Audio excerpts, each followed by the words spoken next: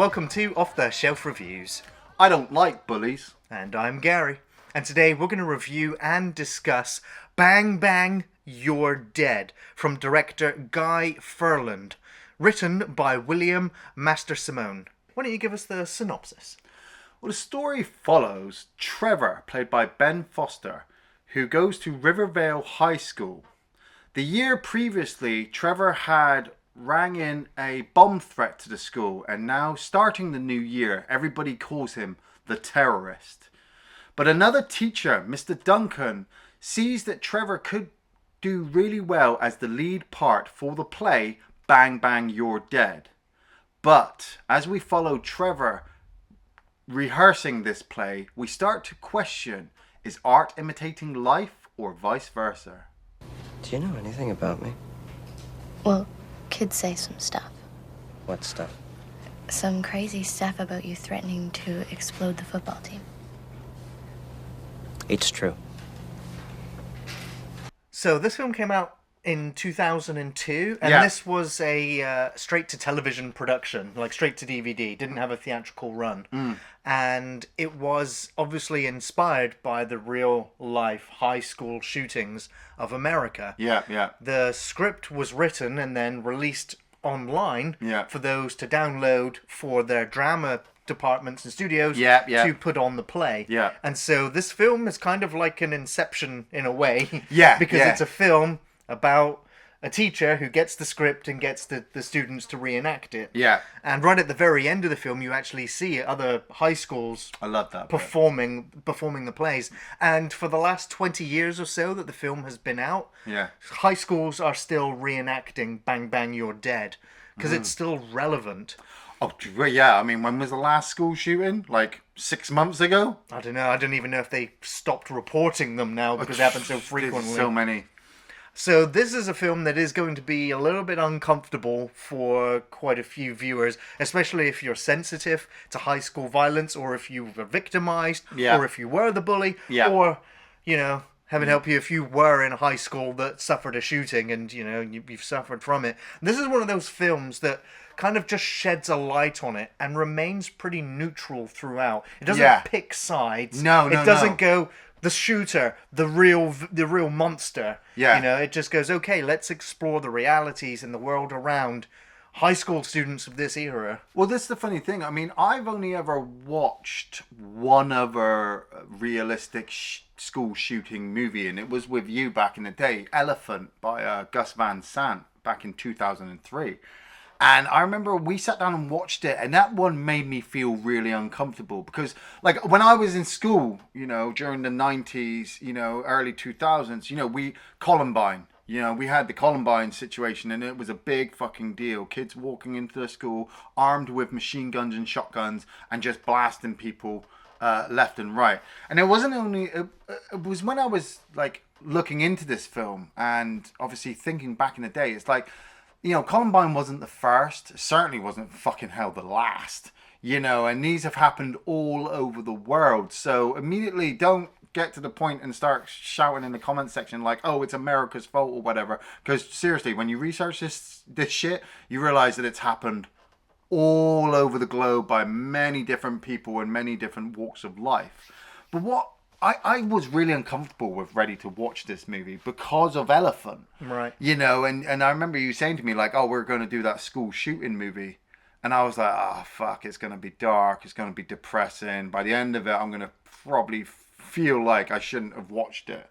But Ben Foster caught my eye. Now, Ben Foster, he's an actor I've followed a little while, I've seen him in a few bits.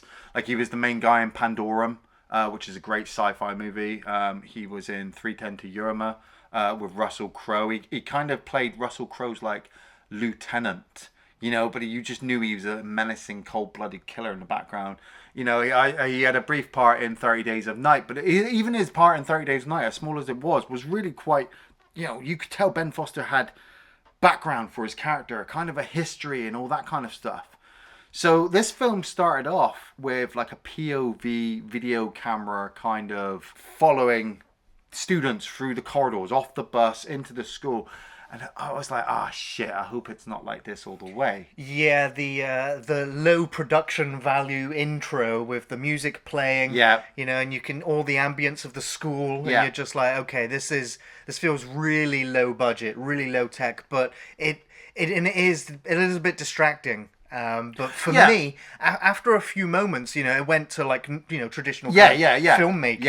Yeah. And every so often it will go back to the POV kind of camera stuff. But you've that's established- because the main character Yeah. has a camcorder with him the whole time, or most of the time, and he's making sort of home movies. He's documenting the things that he sees around him. Yeah. And so, again, it's kind of breaking that wall where it goes from, like, documentary footage to then his camera footage as well as the film footage. Yeah, with Tom Cavanagh playing Mr. Duncan, when the camera flicked to him, I was like, ah, right, I hope you stick like this, because if you jump back and forth, it's going to get really weird. But it was when they established, like, Trevor putting the camera down in the principal's office, and you see it from the camera's perspective of the principal and the psychologist kind of talking to Trevor. And the film establishes in the first 5 minutes, you know, that Trevor was a good student, but something made him go a little bit crazy, and he phoned in this bomb threat, and now he's living with this, you know, with this whole black cloud hanging over him in this school, not just from the bullies, but from the teachers, and even from students he doesn't know, because we all went to fucking school. As soon as a rumor starts, pow, it's like fucking wildfire, and there's no way you can escape from it. But Mr. Duncan is the cool teacher. Tom Cavanagh playing Mr. Duncan. I only ever remember him as JD's brother from Scrubs. Right. That's it. That's all I'll remember that guy. That and Bang Bang, You're Dead. But he plays the cool teacher, you know. All the students kind of like him. He's pretty cool, and he wants to help everybody. He has that one scene, which, I mean, I've worked in a school. Yeah. And he's one of the few teachers that, you know, he has that conversation with the other teacher that he's interested in. Oh, the blonde Ellie Yes. Milford. She was a bitch. I don't like her. And he explains, like, students like Trevor are the reasons you get into teaching. Yes. And I was just like, yes. Like, there are Yes. so many teachers that just hate on and discard and you know, don't have the time for the disruptive students. No. But those are the ones that you kind of need to take under your wing and you know, and help them along. Yeah. To get them out of the dark place that they're sinking ever more into, instead of just ignoring it. And so, like, seeing that, I was like, those are some of the rare qualities. I mean, they are rare. Oh, totally. I mean, if you take it into account with American schools, I don't mean to obviously piss on anybody's parade over there, but when your school mainly focuses, and we see this from, you know, from documentaries and film as well, it's like when your school focuses mainly on the high school football team and the cheerleaders and doing well at the big game, when actually none of that matters, because the kids that are studying as fucking hard as they can in the science classrooms and getting told that they're boffins and fucking smarty pants, they're the ones that are obviously going to make the big differences in the future. Not the guy who can catch a fucking ball and run 40 yards. You know, I don't know football. Sorry, sorry if that analogy completely went.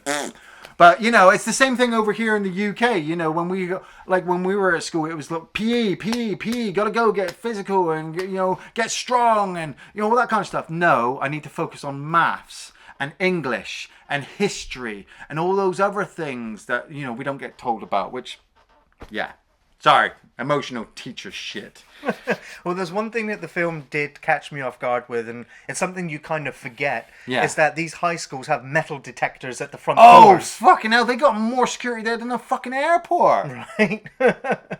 Well, I mean, it's been justified. Oh, totally. But at the same time, at least that conversation also comes up in the film. Yeah. When that teacher is talking to the headmistress, and he's just like, you know, you've already judged all of these students as guilty. Yeah. The moment you set up those metal detectors at the doors. Yeah. It's not what's in a kid's backpack that makes him dangerous. It's what's in his heart. This play is the best way I know how to look into a kid's heart. And I know you mean well, but I must ask you, put this thing off. And you're like, what kind of mentality is that providing? And so, I mean, this film just kind of, it doesn't give you those answers. No. But it opens up those questions to make you think about, Yeah. like, the reality of what you're seeing and how it makes you feel, and what sort of place or an environment that is to be in Yeah. for years and years at a time. Because you want to kind of remind yourself that this is just a film or a TV made for a film, you know. But at the same time, I'm sat there going, no, this is everyday very life. real, yeah. This is everyday real life. We get introduced to Jane McGregor playing Jenny, and she's a new student who's just turned up, and she gets Mr. Duncan gets her to kind of speak to Trevor, because he really wants Trevor to be the main lead Josh character for Bang Bang You're Dead, but he knows he's not going to get any luck doing it himself. Well, he kind of rejects the offer to play the lead role because Yeah. he's already known throughout the school as the kid who almost blew up the football team. Yeah. And so he rejects the script because it's a character who has committed a mass school shooting, Yeah. and he doesn't want to add that stigma to what he's already dealing with. I love those little conflicts that Trevor had with Mr. Duncan revolving around this. I mean, he does accept the part, but then it just seems like he's always trying to push it with Mr. Duncan, like why, questioning why. You know, every one of Trevor's questions are really, you know, like there's that part where he says, why am I doing this? What is the whole point? Like, he doesn't care. He's got no energy behind delivering his lines. And then Mr. Duncan just starts questioning him, like, well, why didn't you blow up the team? Why didn't you do this? Why didn't you do that? And you can see the emotion on Ben Foster's face as he's trying to think. And then he realizes that he actually had empathy. You know, he wanted to kill these people, but then at the same time, he kind of knew it was wrong. So that's why he didn't do it.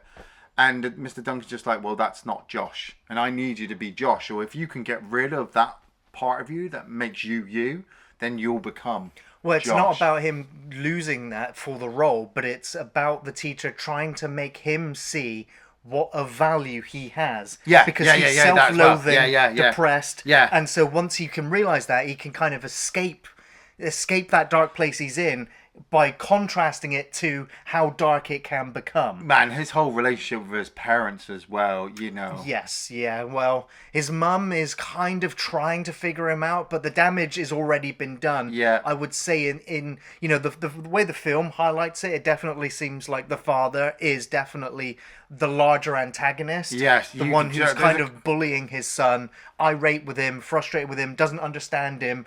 Yeah. And because of the entire town knows that this kid was going to blow up the football team. Well, that was what they see. Yeah. So that they kind of reject the family as well. That's the family, you know, laundry business. Well, that's it. And the dad doesn't actually take any stance of trying to help his son or love his son or try to understand where his son comes from. He just immediately sees it as, this is your fault, and I'm going to blame you for it. And you're just going to have to accept the blame because I'm the father and you're the son. And it's fucking horrible. But I want to go back to that whole situation in the canteen when Jenny first turns up and she goes to sit down and she gets told, like, what are you doing? You can't sit at this table.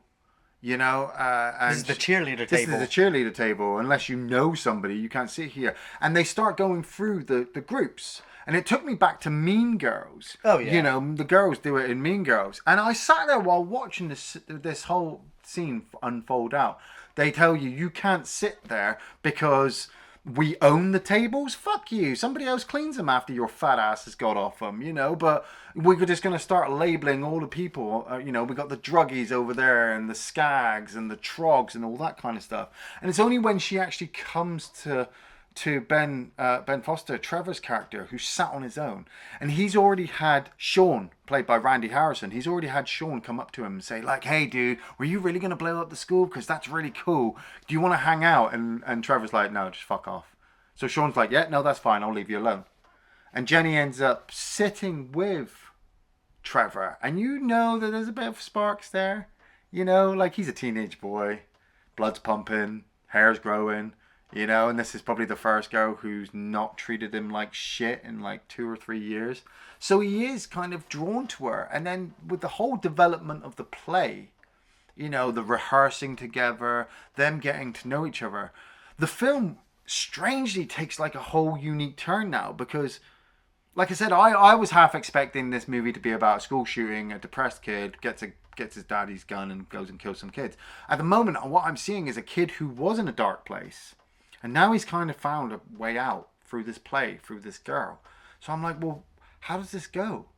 And it's when the rest of the town, when the parents start getting involved, they're contacting the school. Look, we don't want our kids involved in this, you know. And the PTA gets called in, and I know it's wrong from Mr. Duncan's part, and he shouldn't do this. But at the same time, it's a film, so you kind of, you know, blur the line of your imagination. Is where they get told they can't do it at the school, and so he goes to a play. A community house, a community playhouse, yeah, in the city. But then the whole town gets involved, and he's not allowed to perform the play there either. Yeah, he can't and do so it there. then he manages to hire out a church. Yeah, but these situations, he shouldn't really be taking these kids away, you know, because when they're on school premises, when he's the teacher, he's responsible for them. It's all above board and legal. But you start getting the kids to sneak out from their parents behind people's backs, and that's when you start to really cross the line of who's the good guy now. But I understand what he's trying to do. You know, he's trying to get these kids to do something with their lives, to be more than just some name in a register, you know, to stand out in a well-lit performance. But every hurdle they hit makes Trevor feel lower and lower and lower, because he's really fucking trying. He really is. He's trying to be the good kid, but now you're taking away the play. And so he starts hanging out with Sean and his buddies. And fucking hell, I mean, if you needed poster children for Columbine, they were the fucking kids for it. Yes, yeah, they kind of sneak out of behavioural management, Yeah. sneak off the premises, and then go and blast guns for target practice. Underage in the drinking woods. and all that kind of shit. Drinking, smoking, shooting, larking around, having a laugh. And so you watch Trevor kind of descend into the darkness again, where Yeah. it seems cool. Yeah. And it all comes to a head when he's given his next school project, which is to go and make a 10-minute home movie that Yeah. has a beginning, middle, and an end. Yeah. We don't really see anybody else's production, but we watch his videotape get put in the machine. No, fuck no, snuff movie? And it definitely feels like a snuff movie. You know, you're seeing some of the bullying in the school, Yeah. and then you see him drive out, put a gun to somebody's head, put them in the back of the car, stick them in a water barrel, lid on, and then shooting the barrel until blood comes out. And of course, some of the students out there like, yeah, that was amazing, yeah. Yeah. But of course, a film like that gets made, it gets taken to the top. But that was a really good part from Mr. Duncan, because he's umming and ahhing about it if he should or not. About the artistic merit of it, but Yeah. because of the implications and because of who made it, Yeah. he consults his friend, Yeah. and she's just like, oh my god, like, I told you shouldn't have anything to do with him. Yeah. This is completely proof that he needs to be expelled and sent to jail. Yeah, but it was the way also Mr. Duncan, he did the right thing by handing in this videotape.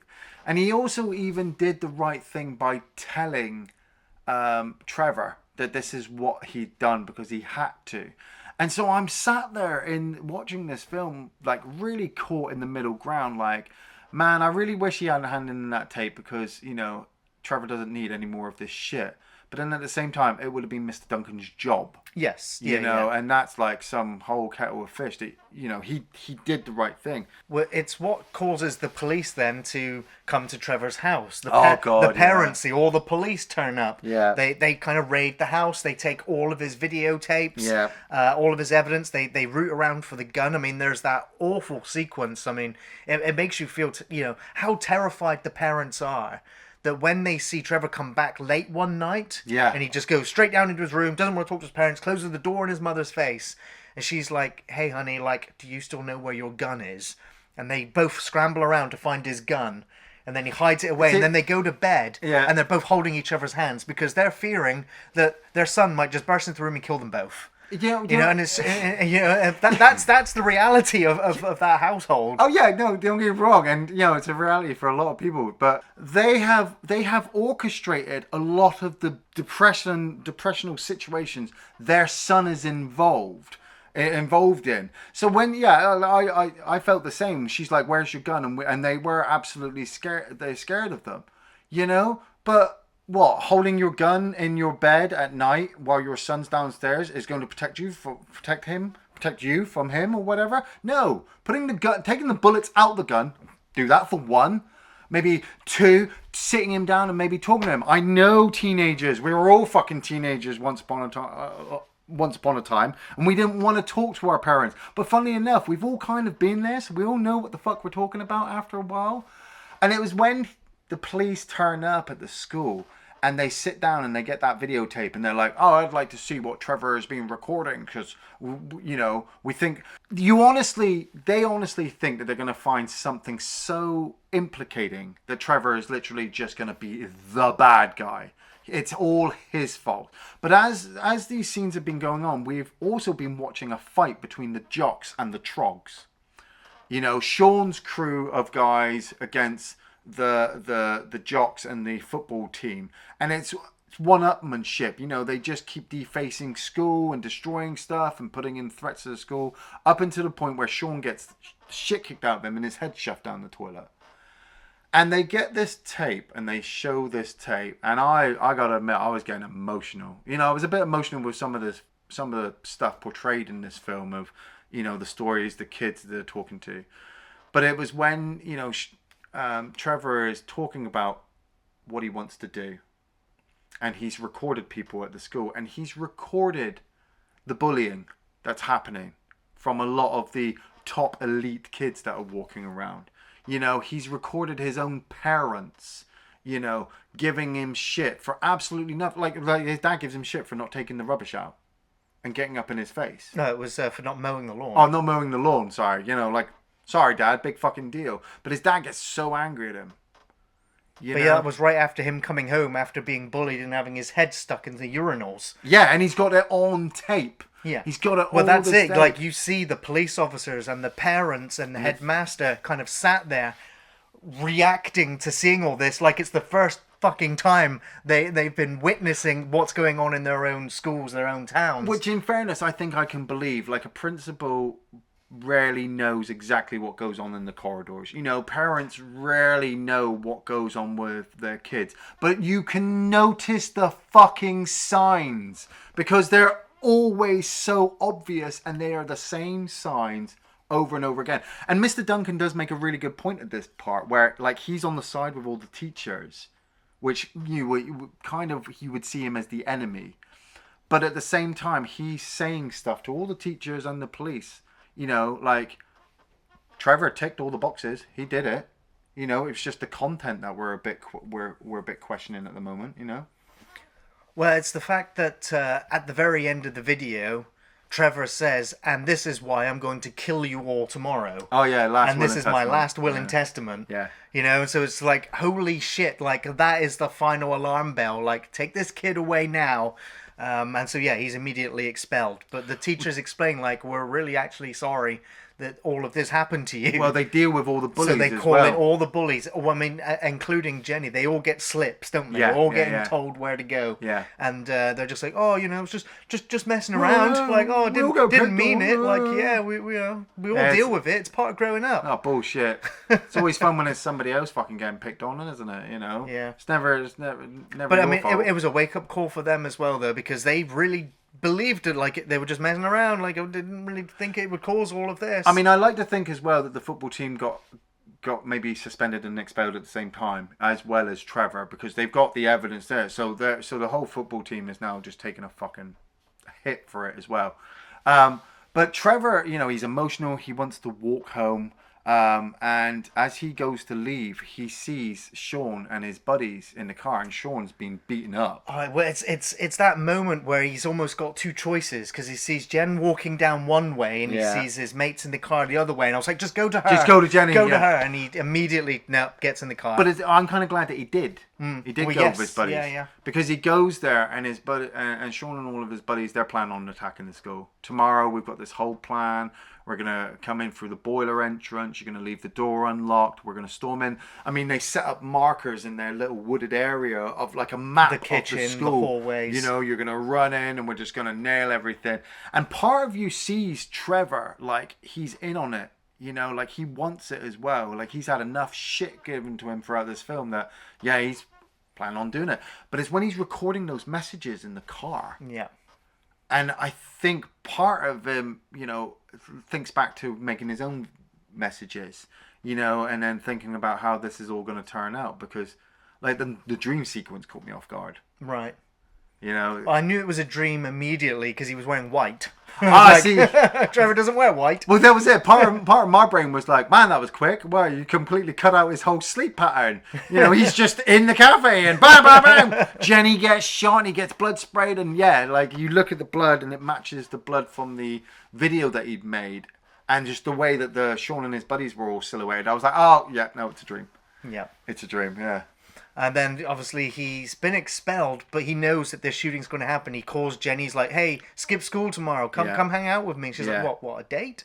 And I've really enjoyed their, like, blossoming relationship. I did as well, it felt really genuine. I actually started to care for these Ben two Foster. characters. I think it's Ben Foster. He's just really good. They were both really good. And so he turns up at the school the next day and he sees her in the cafeteria and he's like, look, just go, just leave. Yeah, get her and out. then he sees his teacher and he goes up to him and he's just like, yeah, I know I shouldn't be here, but you need to get all these people out of here now.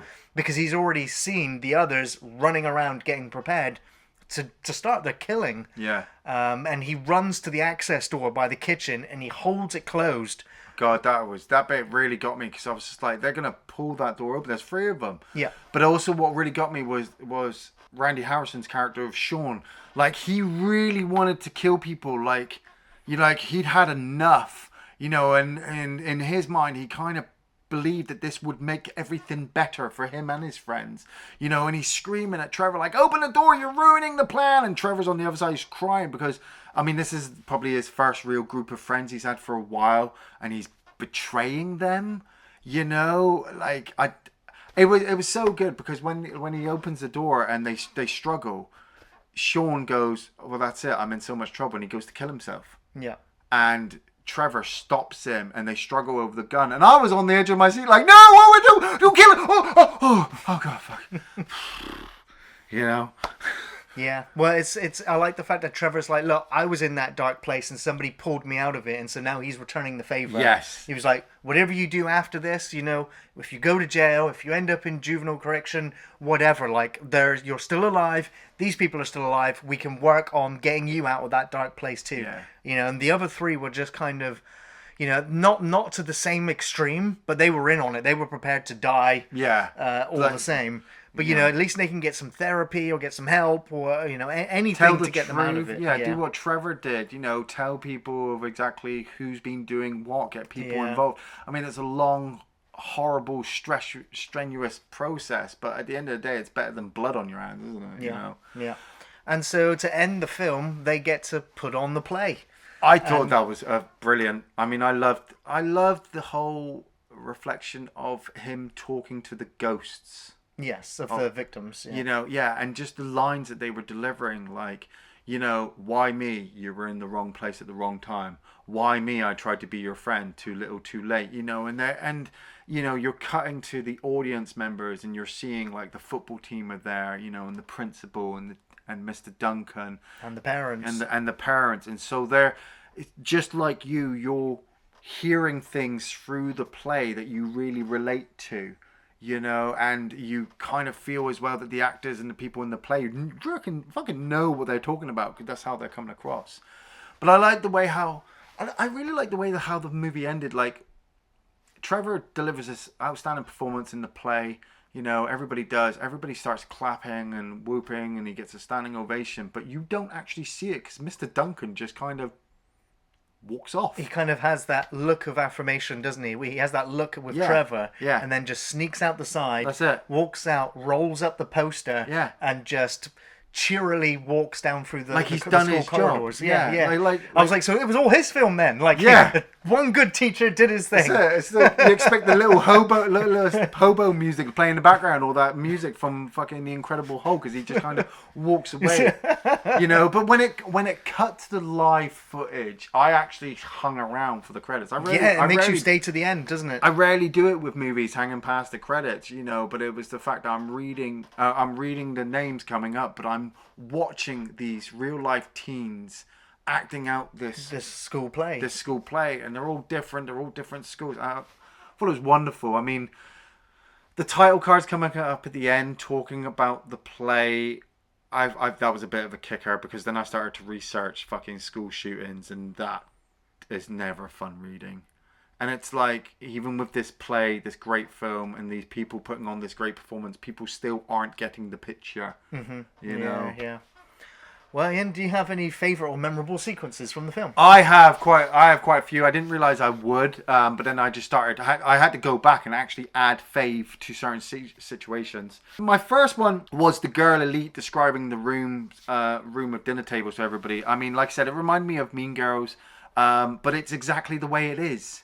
You have the top cool-looking kids, with their slick back hair and their daddy paid for purses and their big shoes, and they've claimed the best table, and so nobody can sit with them, but you're segregated into certain groups, and you don't realize it when you're in school. You don't realize the groups when you're in school unless you're in the group. True. I mean, I kind of think it's, even though the film highlights it and people naturally, though, kind of tend to want to hang around with people that are similar to themselves anyway. Yeah. So you will get the chess club sit together and the drama club sit together. Yeah, but you don't usually cross-pollinate like that. But you don't have to make it... But that's the problem with those fucking elitists. They don't have to make it such a big fucking deal. Why can't you mix and match with because a fucking chess class player? systems are kind of ingrained in society. I don't know, it gets exaggerated in high schools so that all those cliques and things just come out of them, and then that hierarchy becomes self-set. The older kids set it, and then the young kids, and it's passed on and passed on and passed on. Yeah, it's fucking. It's almost an impossible thing to shake. It needs to be broken. My second favorite scene was when Jenny first comes over and sits next to Trevor, and Ben Foster is just. Like I said, this is what got me with Ben Foster, how good he was. Where she's like, oh, like, those are the elites and those are the druggies, and what are you? And he just looks at her and he says, I'm a pariah. I was like, yeah, he knows he's an outcast. He wants to be an outcast. And he's honestly looking at this girl saying, you don't want to hang out with me. But inside, she's like, you're so cool and dangerous and dirty, and I can't help but hang out with you. Because that's what happens, isn't it? Man, it happened in fucking Heathers. Fucking, Christian Slater was sitting on his own doing nothing, and Winona Ryder ended up with him and everything. Bullying the kid with Jingle Bells. Man, this scene really hit it home for me because, like, I kind of knew a kid that actually kind of went through a situation like this in school, except it was his shoes. Every time he saw this other bully kid, he had to take his shoes off, or they were going to take his shoes off for him.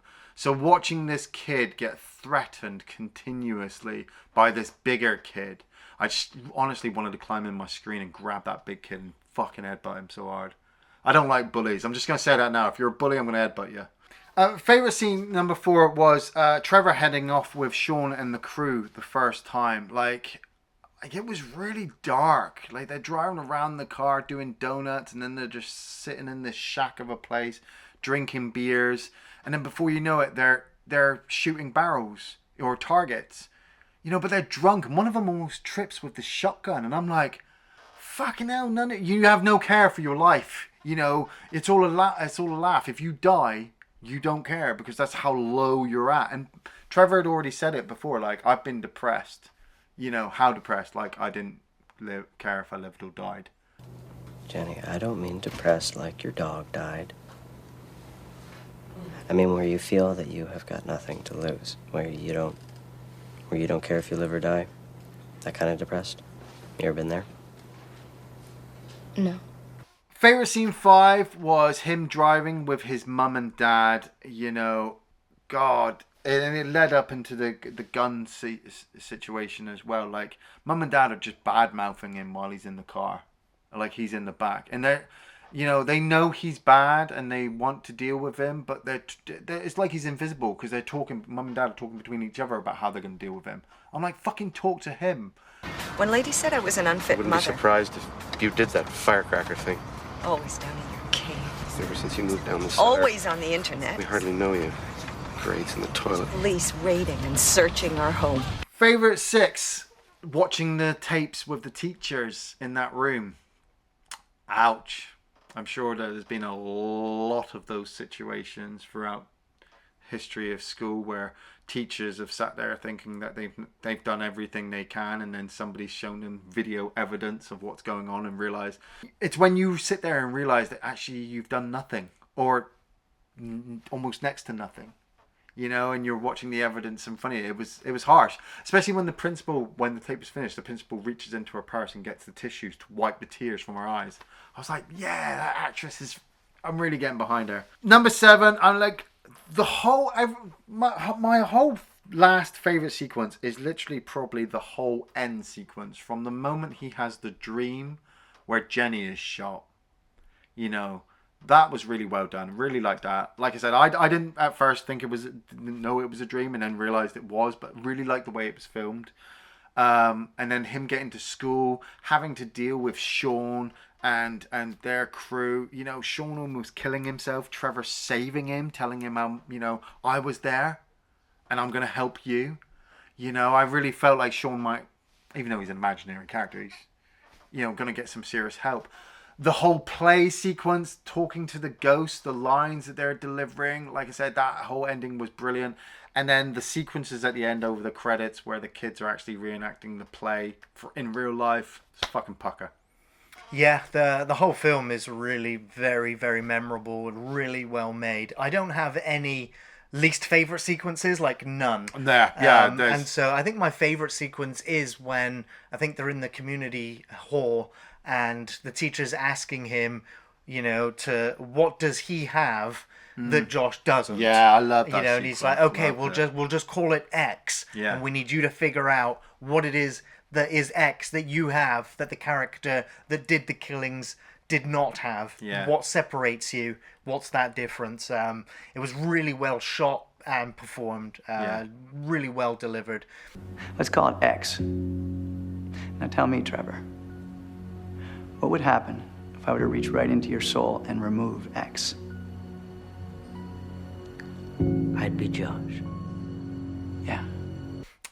My other favorite sort of, it was during that sequence when they're all sat at the table watching the tapes. Yeah. And, you know, and everybody in the room has decided that Trevor is the villain. Yeah. And the teacher literally turns to him and says, they may have all labeled you the villain. It doesn't mean you have to play the part. Yeah. Why did you take a video camera to school every day? Same reason you bring a gun to work, to shoot people. Trevor, just because they cast you as the bad guy doesn't mean you have to play the part. And I was like, yes, that's what rings true there. It's just like, okay, so everyone says you're a dirtbag, so you wake up and you decide, well, I guess I'm the dirtbag. Yeah. You know, it's just like, no, it doesn't have to be that way. And so, yeah, the film does a great job sort of highlighting that. That there are so many great moments in the film, though. There truly are. Well, Iain, do you recommend Bang Bang You're Dead? I really, really do. But forewarning, seriously, if you went to school during the 90s or early 2000s, this film's gonna fucking hit home for you, you know, in certain places. I mean, it does, you know, it does reflect school life for all years, but, you know, where this film is set, the time that it's set, you know, I felt like I related to a lot of the shit that was going on, you know, like, I mean, I'm not going to go on a massive, huge, winded story about how I was bullied in school as well. It wasn't to the level that Trevor was, and never to the level like I was going to go on a killing spree like Columbine or anything like that. But, you know, you sit there some days and you think to yourself, fuck, I really want to do something to this person. They seem to be getting away with everything, and my life is absolute shit. You know, but this film allows you to realize that everybody's going kind of through it, and you know, I'm not justifying it. I'm saying that in a weird way, that's the way the world is. You know, the little kid is always going to get bullied at school by the bigger kid. And the funny thing is, it's because the bigger kid is getting bullied, you know, and he needs to take out his aggression onto somebody smaller than him. And then the smaller person has to unleash his aggression onto somebody else who's undeserving of it. And so on and so forth in a relating circle, you know. Just the little things like the teachers. Like I said, I really liked Mr. Duncan. And when he was talking to that blonde and she was calling Trevor the terrorist. How's the mad bomber? Come on, you know better. It was just a phase. Oh, yeah, I remember when I went through that, the teenage terrorist phase. Downloading a terrorist cookbook, making bombs, trying to blow up my school. There was no real bomb. Yeah, the only thing it didn't have was an explosive. Well, he made a mistake. He needs a second chance. Look in that kid's eyes, I swear I can hear him tick. You know that there's teachers out there who do that. They don't call the kids their names. They have nicknames for them because it's easier than just trying to remember everybody. And it's this whole horrible, terrible situation that you're in. But this film actually does kind of have a happy ending. So if anything, hold on to that if you're going to watch this film. That it does have a happy ending at the end. You know, and yeah, not everybody gets shot. I am definitely going to be recommending Bang Bang You're Dead. It was a brilliantly compelling and powerful examination of high school violence, and it showcases an alternative. It shows hope, and that things can change with a positive ending. It's an honest and often uncomfortable viewing experience, depicting bullying, harassment, peer pressure, depression, and suicide, and the film doesn't provide any real easy answers. This is a film that very quickly grabs your attention and holds you to the end of the credits. The performances by the entire cast was excellent. Tom Cavanagh and Ben Foster were brilliant, captivating and very touching. I also really appreciated the documentary style of the film. That fly on the wall, witnessing all the action feel mixed in just made the film feel all the more real. The music and song choices married perfectly with the subject matter and helped glue the scenes together seamlessly. This film gave me that wow feeling, and even though a lot of things have changed in the 20 years since this script and this film released, it remains as relevant as ever. I highly recommend this gritty, raw drama. It was powerful and brilliant. Thanks for watching Off the Shelf Reviews.